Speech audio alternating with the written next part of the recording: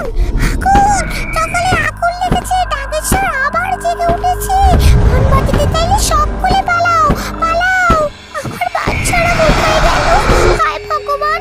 Rooney, ঝুনি, কোথায় গেলি রে? জঙ্গলে কি খুব বিপদ, পালা তোরা পালা। মা গো!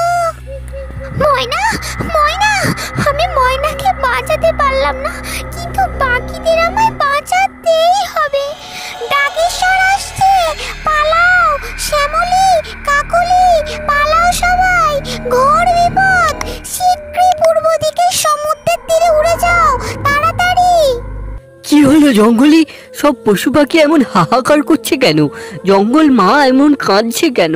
এত চারিদিকে তাপ, সবুজ গাছপালা ঝলসে উঠছে, জঙ্গলে আগুন লেগেছে। আমায় কি কিছু করতে হবে? এই যে টুনি উড়ে যাচ্ছে না? টুনি, ও টুনি, শুনে যাও, কি হয়েছে একবার বলে যাও আমায়। বলছো বন্ধু? এখন যে দাঁড়াবার সময় নাই। প্রাণ বাঁচাতে চাইলে তুমিও তাড়াতাড়ি পালাও। জঙ্গলে আবার ডাকেশ্বর জেগে উঠেছে। জঙ্গলে চালাচ্ছে তার দাপট, জঙ্গলকে পুড়িয়ে ছারখার করে দিচ্ছে। আমার অনেক সাথীরা মারা গেছে। তুমিও পালাও, তাড়াতাড়ি এখান থেকে চলে যাও। কি সর্বনাশ! ওই ঘুমন্ত ডাকেশ্বর কিভাবে জাগলো? তুমি বলতে পারবে আমায় টুনি? হ্যাঁ বন্ধু, শোনো তবে। আমি এই জঙ্গলের রাজা। আমি এই পৃথিবীর ধন ঐশ্বর্যেরও রাজা হতে চাই। আমি সবটা গ্রাস করে নেব। ডাকেশ্বর, তুমি নিশ্চিন্তে ঘুমাও। 100 বছরেও যখন তোমার ঘুম ভাঙেনি, আশা করি আজও ভাঙবে না। আমি আমার মন্ত্রী পটুকে নিয়ে আজই ওই গুহার সব ধনরত্ন উদ্ধার করব। এরপর বাদশা তার মন্ত্রী পটুকে নিয়ে সব ধন সম্পত্তি বার করছিল গুহা থেকে। তখনই পটু এক লাল বল দেখতে পায়। ওই ধন সম্পত্তি যখন বাদশা গুছাতে ব্যস্ত, তখন পটু লাল বলটা হাতে নিয়ে নেয়। আর তখনই ঘটে সর্বনাশ। শোনা যায় এক বিকট আওয়াজ, জেগে ওঠে ডাকেশ্বর। বাদশা সবটা বুঝে ওঠার আগেই সর্বনাশ ঘটিয়ে ফেলে পটু।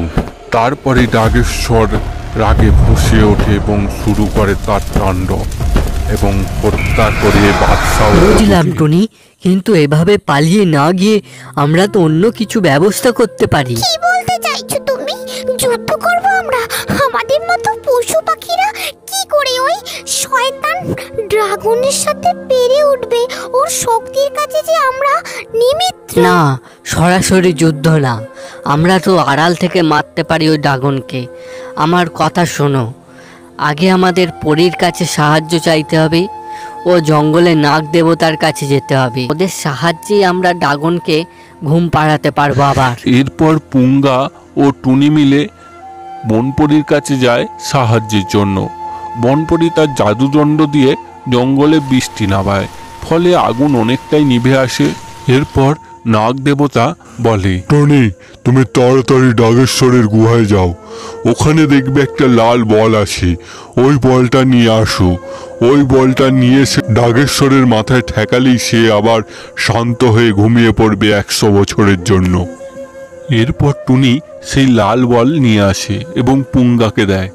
পুঙ্গা এক লাফে গিয়ে ড্রাগনের মাথায় ওঠে। সেই লাল বল ড্রাগনের মাথায় ছুঁয়ে দেয় এবং ড্রাগন 100 বছরের জন্য আবার নিস্তেজ হয়ে ঘুমিয়ে পড়ে। হ্যালো ছোট্ট বন্ধুরা, আমাদের গল্প তোমাদের কেমন লাগছে? গল্পগুলো যদি ভালো লেগে থাকে অবশ্যই আমাদের চ্যানেলটি সাবস্ক্রাইব করে দাও আরও নতুন নতুন গল্প পেতে।